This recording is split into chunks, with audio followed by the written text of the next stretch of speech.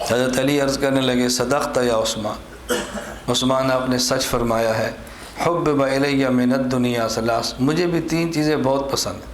اب حضرت علی کیا پسند ہے کہ بندہ دھنگ رہ جاتا، اپنی اپنی پسند ہے۔ حضرت علی فرمانے لگے مجھے 3 چیزیں عرض کی حضور کے سامنے، مجھے 3 چیزیں بہت پسند ہیں۔ وہ 3 چیزیں کون سی ہیں؟ نمبر 1، حضرت علی فرمانے لگے نمبر 1 الخدمۃ للضیف، مہمان کی خدمت کرنا، والصوم فی السیف، گرمی میں روزے رکھنا، والضرب بالسیف، اور تلوار سے دین کے دشمن کو ختم کرنا۔ یہ میری محبوب چیزیں ہیں، محبوب چیزیں۔ نمبر 1 الخدمۃ للضیف، مہمان کی خدمت کرنا۔ میں اکثر خصوصاً اپنے ہاں، باقی تو میں نہیں عرض کرتا، اپنے اساتذہ کو، طلباء کو میں بہت شدت سے یہ بات کہتا ہوں کہ رسول اکرم صلی اللہ علیہ وسلم کے اس کلام پر غور فرمائیں۔ من کان یؤمن باللہ والیوم الآخر فلیکرم ضیفہ، جو شخص اللہ اور قیامت کے دن پر ایمان رکھتا ہے وہ مہمان کا خیال کرے، مہمان کی خدمت کرے۔ یہ نہیں فرمایا کہ مسلمان کی، تعلق والے کی، مالدار کی، مدرسے کے معاون کی، نہیں، مہمان ہوتا ہے بس۔ صبح آپ طلباء کے سامنے ہیں کہ فجر کی اذان کے وقت جنریٹر نہیں چل رہا تھا، تو میں نے اذان کے وقت فون کیا مولانا بشیر صاحب کو، پھر خضریات کو، بھئی جنریٹر نہیں چل رہا، تو انہوں نے کچھ مسئلہ ہے۔ تھوڑی دیر بعد مجھے مولانا بشیر کا فون آیا کہ استاد جی وہ 3-4 جماعتیں آ گئی ہیں جنہیں رائیونٹ جانا نماز کے لیے رکی ہیں۔ میں نے کہا مفتی صاحب سے کہو، شبیر صاحب سے، کہ فوری طور پہ انتظام کرو اور ان 4 جماعتوں کے لیے چائے کا اہتمام کرو۔ جو ہی ہم نماز پڑھیں، سورہ یاسین پڑھیں، مجلس ذکر سے فارغ ہوں تو چائے باہر تیار پڑی ہو۔ میرا خیال ہے 15 منٹ لگے ہوں گے یہ 40-50 آدمی کے لیے۔ 15 منٹ میں جب فارغ ہوئے تو میں نے پوچھا چائے، انہوں نے کہا جی تیار ہے۔ ہم نے کہا جی آپ چائے پئیں۔ میں نے پھر ان طلباء سے بھی کہا، میں نے کہا بھی یہ نہیں یہ ہمیں جانتے ہیں نہیں جانتے چھوڑو، بھئی جماعتیں ہیں، رائیونٹ جا رہی ہیں، اللہ کے راستے میں نکلی ہیں، دین کی خدمت کے لیے جا رہے ہیں، چائے پلاؤ۔ ہمیں جانتے ہیں پھر بھی پلاؤ، نہیں جانتے پھر بھی پلاؤ، تعلق ہے تو پھر بھی پلاؤ، نہیں تعلق تو پھر بھی پلاؤ۔ ہمارے مہمان ہیں، ہم ان کی خدمت ہمارے ذمہ ہے۔ مجھے ابھی تھوڑی دیر پہلے بھی مولانا بشیر کہہ رہے تھے استاد جی ایک بات ہمیں سمجھ نہیں آئی۔ میں نے کہا وہ کیا؟ 15 منٹ میں چائے 40 بندوں کی تیار ہوتی نہیں، ہم خود حیران تھے کیسی ہوگی۔ میں نے کہا تم یہاں حیران ہو، خدا گواہ ہے میں کینیا میں تھا، مولانا طارق اس سفر مجھ سے بیعت بھی ہوئے، تو مجھے انہوں نے کہا استاد جی ہمیں سمجھ نہیں آتی آپ کے کام اتنی جلدی کیسے ہوتے ہیں۔ میری واپسی کی ٹکٹ جمعہ کے دن رات کی تھی، تو میں نے کہا جمعہ رات کی رات کراؤ، میں نے ایک دن دبئی رکنا ہے، مجھے کام ہے۔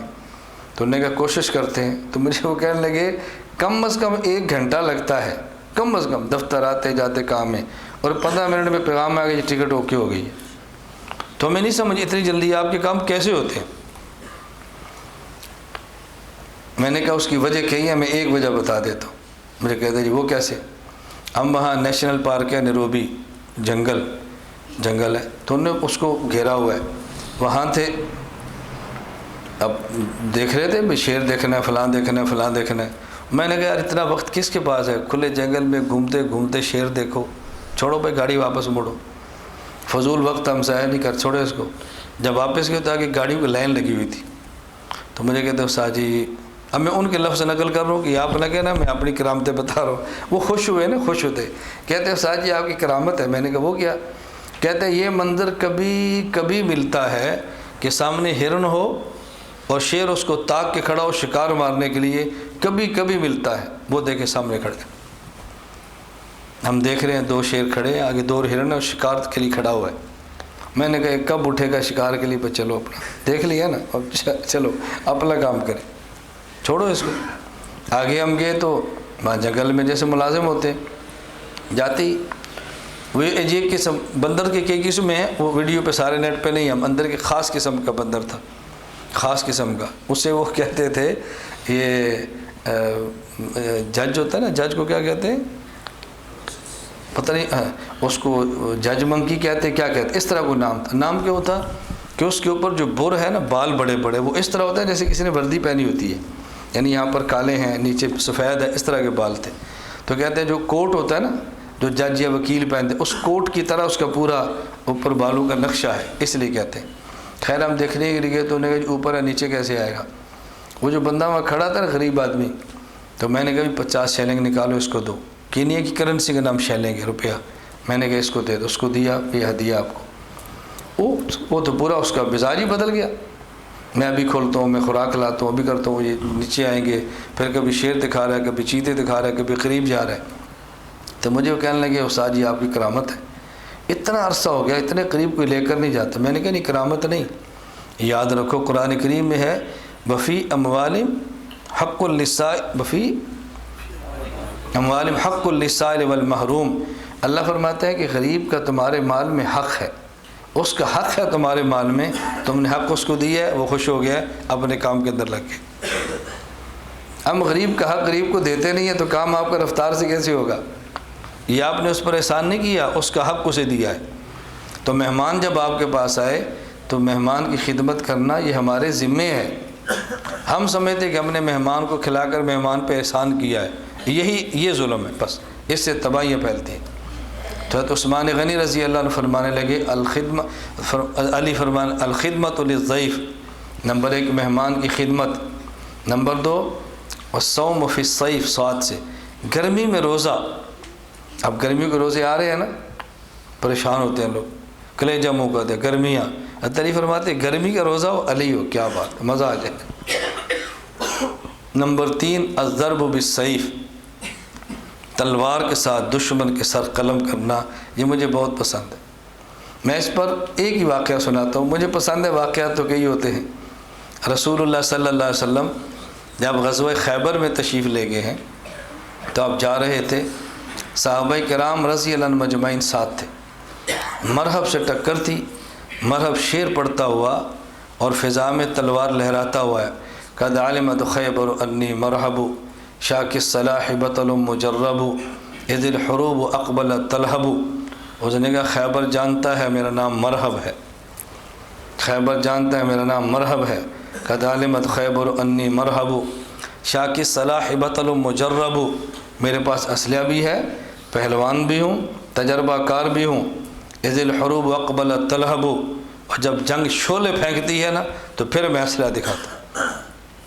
رسول اللہ صلی اللہ علیہ وسلم کے صحابی حضرت عامر رضی اللہ عنہ, ان نے ہاتھ میں تلوار لی اور وہ نکلے. انہوں نے کہا قد علمت خیبر انی عامر شاک الصلاح بطل مغامر. یہ تھے صحابہ رضی اللہ عنہ. دشمن للکارے اور پھر نیچے سر کرے, یہ صحابی کی شان نہیں ہے.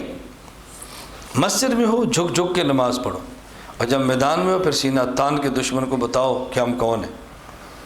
حضرت عامر نے قد علمت خیبر انی عامر, مرحب خیبر جانتا ہے پورا کہ میرا نام بھی عامر ہے. میں بھی نہ تجربہ کار نہیں ہوں, میں بھی تجربہ کار, بزدل نہیں ہوں, میں بھی بہادر ہوں.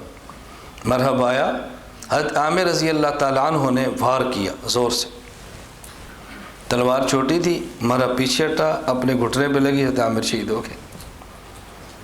تو بعض لوگوں نے کہا یہ بھی کوئی شہادت ہے, اپنی تلوار سے مارا گیا. رسول اللہ صلی اللہ علیہ وسلم فرمانے لگے اللہ عامر کو دوہرا اجر دیں گے. محدثین فرماتے ہیں ایک ان کی شہادت کا, ایک ان کے خلاف باتیں کرنے کا. تو میں کہتا ہوں کہ اہل سنت والجماعت کو دین کے حکام پہ خدا دوہرے اجر دے گا, ایک تمہارے کام کرنے کا اور ایک لوگوں کی باتیں کرنے کا. تو دوہرا اجر لینا ہے, کارا اجر لینا ہے, لیکن یہ تب جب آپ باتوں کا جواب دے کے اجر ختم نہ کریں. جواب دے کر نہیں, عمل سے, کام میں لگے رہو, لگے رہو, لگے رہو. جو باتیں کرتا ہے کرنے دو, شوق پورا کرنے دو, ان کو کیا فرق پڑتا ہے بھائی. مرحب پھر آیا, اس نے اپنے ہاتھ میں تلوار لی, پھر آیا اور مرحب نے پھر کہا قد علمت خیبر انی مرحب شاک الصلاح بطل مجرب اذ الحروب اقبل تلہب. اب حضرت علی رضی اللہ عنہ اپنے ہاتھ میں تلوار کو لیا, فرمایا انا الذی سمتنی امی حیدرا کلیس غابات کریہ المنظرا وفیہم بالساء کیل السندرا. دیکھو یہ ہے صحابی. بزدل ہو اور کامل مسلمان ہو بہت مشکل ہے. مسلمان کو غیور ہونا چاہیے دینی معاملات میں.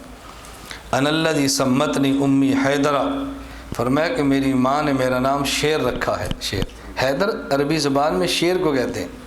میری ماں نے میرا نام شیر رکھا ہے. کلی سے غابات کریہ المنظرہ، میں جنگلوں کا شیر ہوں اور کریہ المنظرہ، مجھے دیکھ کر دشمن ڈرتا ہے اور تو دھندناتا پھرتا ہے۔ وہ فیہم بالسائکیل السندرہ، میں ناپ ناپ کے تجھے دوں گا، ایک وار کیا مرحب کے 2 ٹکڑے کرتی۔ فرمایا ضرب بالسیف، یہ مجھے بہت پسند ہے، یہ حضور کے دشمن آئیں اور دیکھو پھر علی کرتا کیا ہے، مجھے بہت پسند ہے۔ علی رضی اللہ تعالیٰ عنہ، اپنی اپنی پسند ہے، اپنی